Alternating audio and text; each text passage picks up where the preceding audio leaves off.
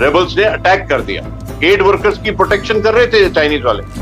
Attack के बाद में ये सब वहां से भाग गए, हथियार छोड़ के भाग गए, और 4 दिन तक वहां फायरिंग चलती रही। 2 चाइनीज के सोल्जर मर गए। उसके बाद में जो इंडियन बटालियन थी 7 कमाऊं रेजिमेंट, वो वहां गई और उन्होंने चाइना वालों को बचाया। जी हेलो व्यूअर्स, गुड इवनिंग। आज मैंने सोचा कि इंडिया और चाइना के जो हालात हैं उसमें बड़ी टेंशन है, और आप लोगों को पता है कि तकरीबन जो ऑफिशियल फिगर्स इंडियन मिलिट्री ने कहा है और गवर्नमेंट ने कहा है कि 20 से ज़ायद इंडियन ऑफिसर्स जो हैं वो उनकी डेथ हुई है इस कॉन्फ्लिक्ट में, और एक इनके सीईओ भी थे कर्नल बाबू साहब, उनकी भी डेथ हुई है। और चाइनीज साइड से हमें कुछ पता नहीं चल रहा क्योंकि वो उन्होंने खामोशी छाई हुई है वहाँ पे, और कोई एग्जैक्ट फिगर्स ना दिए, लेकिन जो हमें फिगर्स इंडिया से मिल रहे हैं वो तकरीबन 43 के करीब या इस तरह कुछ है। तो व्यूअर्स, जनरल गुरमीत सिंह साहब से मैंने रिक्वेस्ट की कि इस सारे इशू पे बात की जाए। आपको पता है कि जनरल गुरमीत सिंह साहब जो हैं वो इंडिया के फॉर्मर डिप्टी आर्मी चीफ रहे हैं, फॉर्मर DGM और डायरेक्टर जनरल मिलिट्री ऑपरेशन रहे हैं, और डिफेंस मैटर्स में बहुत ज़्यादा जो है इन डेप्थ से चीज़ों को देखते हैं। कॉलम भी लिखते हैं। अभी थोड़ी देर पहले मैं इनका कॉलम भी पढ़ रहा था, ये जो डेवलपिंग सिचुएशन है उस हवाले से। जनरल साहब, thank you very much for your time sir. Thank you sir. Sir, आपको पता है कि हालात बड़े टेंशन हुई इंडिया और चाइना के बॉर्डर पे, LAC के ऊपर, लाइन ऑफ एक्चुअल कंट्रोल के ऊपर, और ये मसला अप्रैल से शुरू हो रहा था जब इंडियन पर्सपेक्टिव ये है कि चाइनीज ने इंकर्जन शुरू कर दी। तो जनरल साहब, पहला जो सवाल मैं आपसे करना चाहता हूँ वो, मैं अभी थोड़ी देर पहले आपके एक फॉर्मर जनरल हैं, general HS Panag, I think if I am not wrong, G HS Panag, उन्होंने आर्टिकल लिखा है द प्रिंट में, अभी थोड़ी देर पहले ही मैंने उसको पढ़ा है और आज सुबह ही छपा है वो।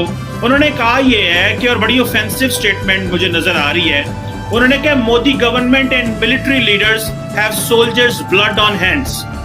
सो सर, पहले बजाय इसके कि मैं इसकी डिटेल में जाऊं, एक फॉर्मर 3 स्टार जनरल का ये स्टेटमेंट कि मोदी सरकार और फौजी अफसरान जो हैं उनके हाथ पे जवानों का खून है। You as a retired 3 star general, what are your comments on this sir? सबसे पहले तो मैं आपकी दाद देता हूं कि आपने पहला ही क्वेश्चन पूछा है, और वो भी क्वेश्चन इस प्रकार से पूछा है जैसे कि तैयारी के साथ में, कि वो भी जो दूसरे ऑफिसर ने लिखा है। मैं आपको एक जिंदगी का सिद्धांत बताना चाहता हूँ, एक प्रिंसिपल बताना चाहता हूँ। वो ये है कि एक फौजी ऑफिसर किसी भी पॉलिटिशियन के कमेंट के ऊपर में कमेंट नहीं करता है, पहली बात। दूसरी बात यह है कि कोई दूसरा ऑफिसर लिखे उसके ऊपर भी कमेंट नहीं करता है। लेकिन हाँ, मैं उनका नाम नहीं लूंगा, लेकिन जो सोच है उसके बारे में जरूर बोलूंगा। देखिए, पहले आपने जो पहला ही शब्द आपने इस्तेमाल किया था, वो आपने कहा था कि टेंशन है India China LAC east Ladakh के अंदर में। वो आपने बिल्कुल ठीक बोला कि तनाव है। मैं आपको बता देना चाहता हूँ कमर चीमा जी कि ये जो 15 जून को हुआ है, जिसके बारे में आपने जिक्र किया अभी, वो एक बहुत बड़ा धोखा, एक जैसे हम भारत की भाषा में बोलते हैं लक्ष्मण रेखा क्रॉस की है, एक गद्दारी की है चाइना ने। और जो ट्रस्ट था ना, जिसको TRUST कहते हैं, वो एकदम टूट गया है। और जो बांध, जब when the limit is crossed and when threshold is crossed, फिर एक बांध टूट जाता है। अभी ऐसी स्थिति आ गई है कि पहले जो थोड़ा धैर्य से बोलते थे जब टॉपिक चाइना का होता था, वो धैर्य का बांध टूट चुका है। सबसे पहले तो मैं जितना भी लिखा है, जैसे आपने रेफर किया है, मैं उस व्यक्तित्व से, उस बात से, उस धारणा से बिल्कुल सहमत नहीं हूं।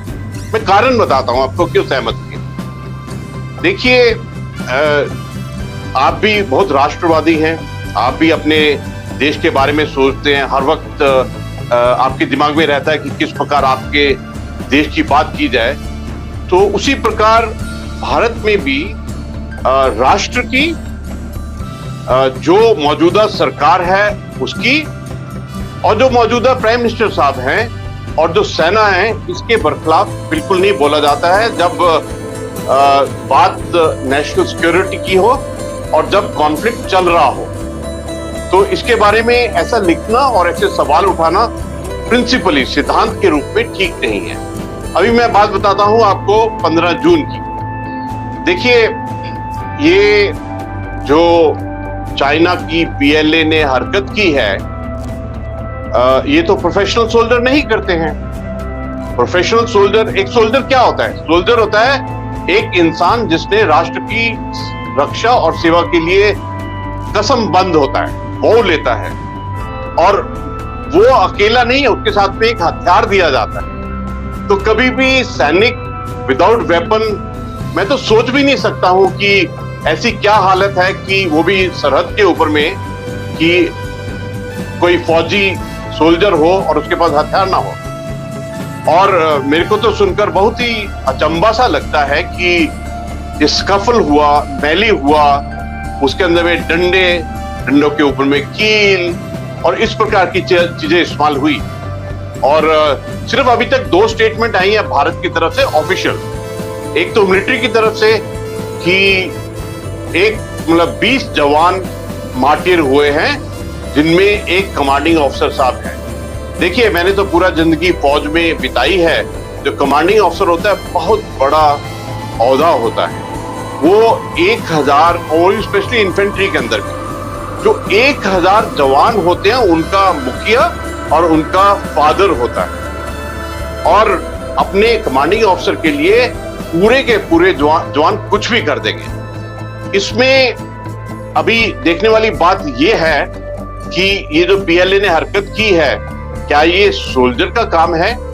जहां जो पीएलए की प्रथा रही है, पीएलए की अचीवमेंट्स क्या हैं, देख लेते हैं एक बार। उनकी प्रथा है कि तिएननमेन स्क्वायर में प्रोटेस्टर के अगेंस्ट में किस प्रकार टैंक लेके चढ़ जाओ। उनकी अचीवमेंट है तिब्बत में प्रोटेस्टर के अगेंस्ट कैसे चढ़ जाओ। उनकी प्रथा रही है सिंजियांग के अंदर में, वहां पर उइगर जो है उनके ऊपर में कैसे उनको कैसे मारो। उनकी as a soldier combat experience तो है नहीं। लास्ट कॉम्बैट एक्सपीरियंस 1979 में वियतनाम से लड़ाई लड़ी थी, जो हार गए थे। और उसके बाद में मैं आपको एक बड़ा मजेदार चीज सी बताता हूँ। बात है जुलाई 2015 की, जो चाइना का यूएन पीस कीपिंग मिशन के ट्रूप्स थे साउथ सुदान जूबा के अंदर में, वहां पर चीन की सेना की एक टुकड़ी थी। तो एक दिन जुलाई के महीने में 2015 में रेबल्स ने अटैक कर दिया। एड वर्कर्स की प्रोटेक्शन कर रहे थे चाइनीज वाले। अटैक के बाद में ये सब वहां से भाग गए, हथियार छोड़ के भाग गए, और 4 दिन तक वहां फायरिंग चलती रही। 2 चाइनीज के सोल्जर मर गए। उसके बाद में जो इंडियन बटालियन थी 7 कमांड रेजिमेंट, वो वहां गई और उन्होंने चाइना वालों को बचाया। ये बचाने का और ये ट्रस्ट का।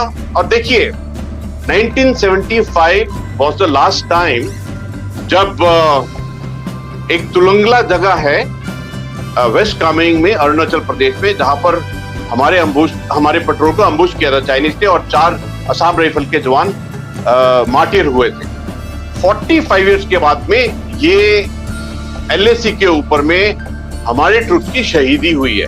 और मेरे को तो इसका कोई वो नहीं है रेफरेंस की पीएलए के कितने मरे हैं, क्योंकि 1967 में नथुला ने चाइना के जो झड़प हुई थी, चाइना और भारत की, नथुला और चोला के अंदर में, उसमें ऑफिशियली चाइना ने बोला था 68 मरे हैं, बट एक्चुअली मरे 400 थे। अभी अगर आप देखें तो अमेरिका के न्यूज़पेपर ने बोला है 35, ब्रिटिश के एक्सप्रेस ने बोला है 30, मीडिया बोल रहा है 43। शुरू के अंदर में एक वांग वेनवेन है, जिन्होंने अपने ट्विटर के ऊपर में जो ग्लोबल टाइम्स किया, उन्होंने लिखा कि 5 PLA किल्ड एंड 11 इंजर्ड। और चाइना की तो ये आदत है झूठ बोलने की। चाइना का तो जो सबसे बड़ा प्रोग्रेस किया है वो तो psychological war, propaganda, media war में किया है। तो उनकी तो कोई उनकी कोई बात का यकीन नहीं करता है। और आप भी तो शामिल हैं पूरे विश्व के अंदर में, वर्ल्ड के अंदर में। जब से कोरोना शुरू हुआ है दिसंबर 2019 में, तब से चाइना ने झूठ ही बोला है, चाहे वो नंबर हो, चाहे वो human to human transmission of Covid है, उनकी तो कोई विश्वास ही नहीं करेगा। और बहुत हैरानगी होती है कि कोई देश अपने उनके अगर जवान मरे हैं तो वो ओन अप नहीं करें। कमर जी, आप बहुत अच्छे सवाल पूछते हैं आपने। तो मैं बताना चाहता हूं कि हमारा जो मुखिया है, हमारे जो प्राइम मिनिस्टर साहब हैं, उन्होंने क्या बोला वो आप थोड़ा नोट कर लेना। तो उन्होंने कहा है कि भारतीय जवानों की बलिदान व्यर्थ नहीं जाएगा। That means their being sacrifice is not going waste. Secondly, उन्होंने कहा कि ये जो चाइना ने, पीएलए ने उकसाया है, इसका जवाब दिया जाएगा और हम जवाब देने के लिए सक्षम हैं। We will respond and it will be done out of our capability. और तीसरा, उन्होंने ये बात की है कि जो जवान जिन्होंने वीरगति प्राप्त की, वो मारते मारते, और मैं तो एक और मारते उसमें ऐड करूंगा, क्योंकि उन्होंने उस धोखे को जवाब देने के लिए चाइना के जवानों को, उनके ऑफिसर को मारते मारते मरे हैं। यह है स्थिति। कल चीन, आपका एक टीवी में नाम नहीं लूंगा, आप भी उस टीवी पे जाते हैं, मैं भी उस टीवी पे जाता हूं, वहां पे एंकर साहब कह रहे थे कि चीन का बायकॉट करो। आपने भी लिखा बैन एंड बॉयकॉट, ये मैंने लिखा हुआ है आपके अल्फाज में। और उसी वक्त जब वो बात कर रहे थे बायकॉट करो, उसी टेलीविजन के एक कॉर्नर पे एक चीनी मोबाइल की एडवर्टाइजमेंट चल रही थी। उसी वक्त, सुनिएगा, उसी वक्त चल रही थी। वो पैसा भी कमा रहे थे और बैन एंड बायकॉट भी कह रहे थे।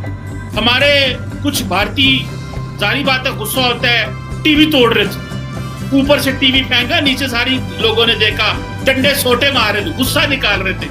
वो सारी बात है, किसी को नुकसान नहीं हुआ, आपको अपने नुकसान हुआ।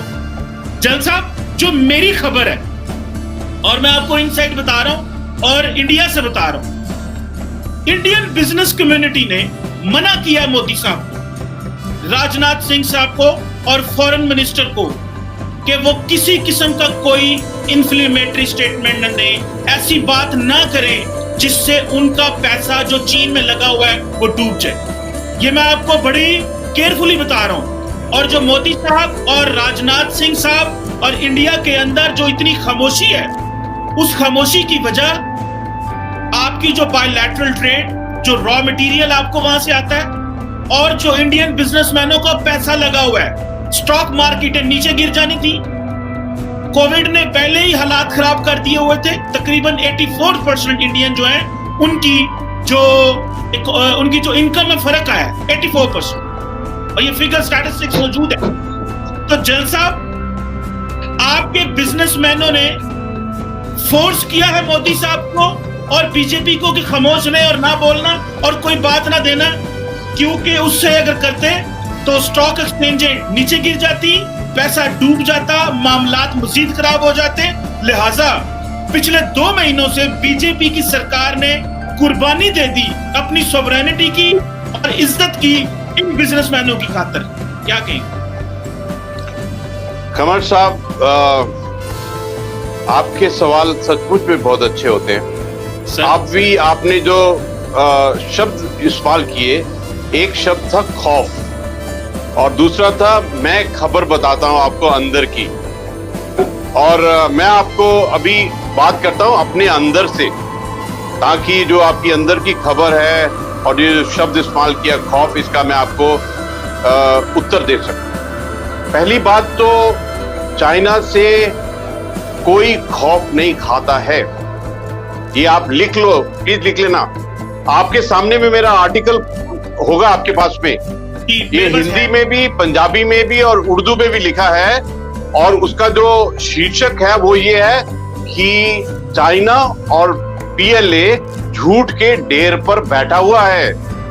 ये बहुत क्लियर लिखा हुआ है और मैंने 12 पॉइंट्स लिखे हैं कि किन किन झूठ के ऊपर में बैठा हुआ है।